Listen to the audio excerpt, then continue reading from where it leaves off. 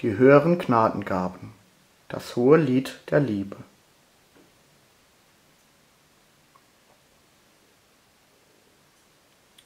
Ich zeige dir jetzt noch einen anderen deiner Wege, einen, der alles übersteigt. Wenn ich in den Sprachen der Menschen und Engel zu reden pflege, hätte aber die Liebe nicht, die sich zum Himmel neigt, wäre ich dröhnendes Erz oder eine lärmende Pauke. Und wenn ich prophetisch reden könnte und alle Geheimnisse wüsste und jedes Klamauke und alle Erkenntnis hätte und gewönne, wenn ich alle Glaubenskraft besäße und Berge damit versetzen würde, ich die Liebe aber vergäße, wäre ich nichts, nur eine Hürde. Und wenn ich meine ganze Habe verschenkte, und wenn mein Leib über dem Feuer schwenkte, hätte aber die Liebe nicht, nützte es mir nichts. Ich sähe keinen Regenbogen im Widerschein des Sonnenlichts. Die Liebe ist langmütig, sie ereifert sich nicht, sie prahlt nicht. Die Liebe ist gütig, sie bläht sich nicht auf, verleiht sich selbst kein Gewicht. Die Liebe handelt nicht ungehörig, sucht nicht ihren Vorteil. Sie singt wie eine Stimme einchörig. Die Liebe schenkt Heil. Sie lässt sich nicht zum Zorn reizen, trägt das Böse nicht nach. Die Liebe wird nie mit Gnade und Huld geizen. Die Liebe ist schön, wo immer sie spricht und sprach. Sie freut sich nicht über das Unrecht, sondern freut sich an der Wahrheit. Die Liebe ist bezaubernd, sie ist gerecht.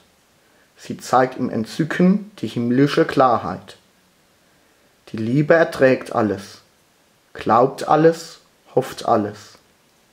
Sie erscheint uns als Sonne, Mond und Sterne in den Weiten des Weltalles. Die Liebe hält allem stand.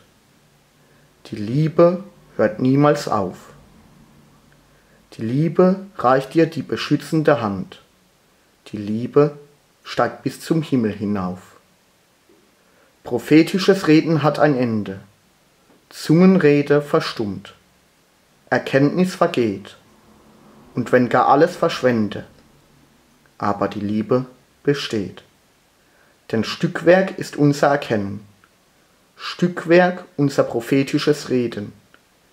Wenn die Liebe und die Glut des Herzens aber entbrennen, dann wäre das eine Teilhabe am Garten Eden.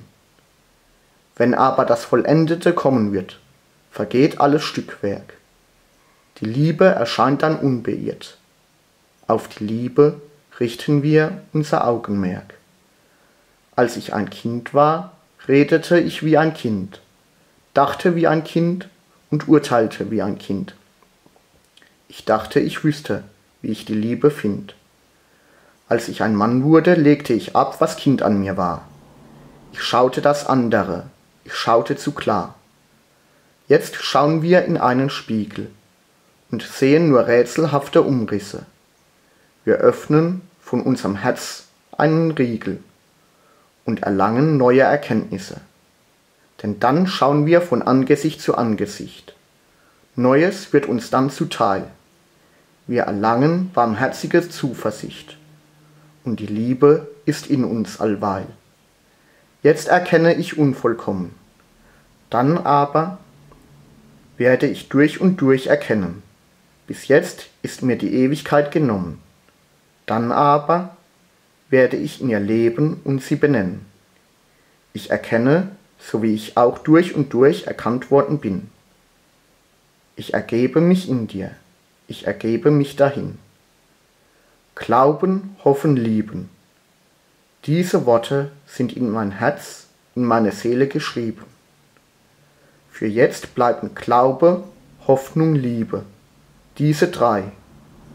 Doch am größten unter ihnen ist das Schönste, ist die Liebe dabei.